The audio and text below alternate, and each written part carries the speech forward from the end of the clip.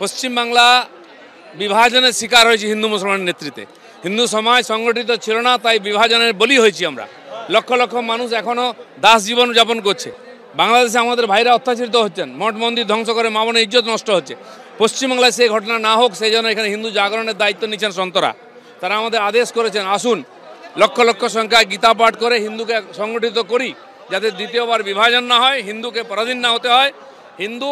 হিন্দু রাষ্ট্র ভারতবর্ষে মাথা উঁচু করে বাঁচবে এখানে, যেখানে 10 বার ভগবান জন্মেছেন। শ্রীকৃষ্ণের গীতার গুঁজ এখানে চলবে, সেই জন্য গীতা পাঠের আয়োজন। তোদের করতে না কে বলেছে? কর, দম থাকলে আমরা করব।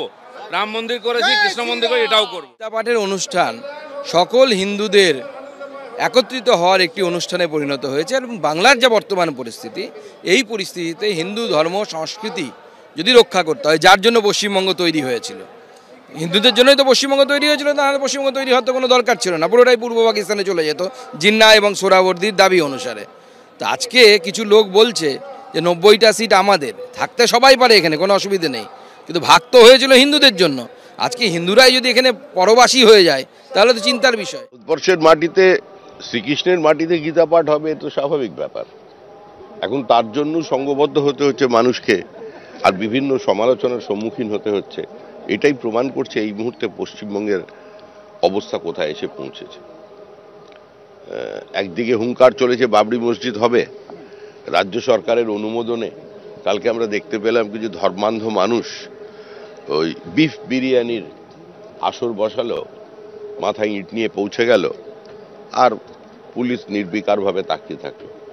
অর্থাৎ যে বাবরি মসজিদকে কেন্দ্র করে সারা ভারতবর্ষের রাজনীতি উত্তাল হয়ে উঠেছিল, দল মত নির্বিশেষে মানুষ যেখানে অংশগ্রহণ করেছিল, আবার সেই বিদেশি আক্রমণকারীদের, কিছু লুটেরাদের, কিছু লম্পটদের আজকে ভারতবর্ষে প্রতিষ্ঠিত করবার পুনরায় চেষ্টা চলেছে।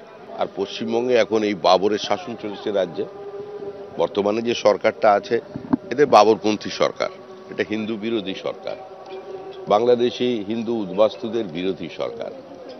এই সরকার ভারতীয় মুসলমানদের পক্ষে নয়, এই সরকার মৌলবাদের পক্ষে, বিচ্ছিন্নতাবাদের পক্ষে। এই সরকারের যিনি মুখ্যমন্ত্রী, তিনি এবং তার দল মনে করছেন পশ্চিমবঙ্গটা একটা পৃথক দেশ এবং তিনি তার প্রধানমন্ত্রী।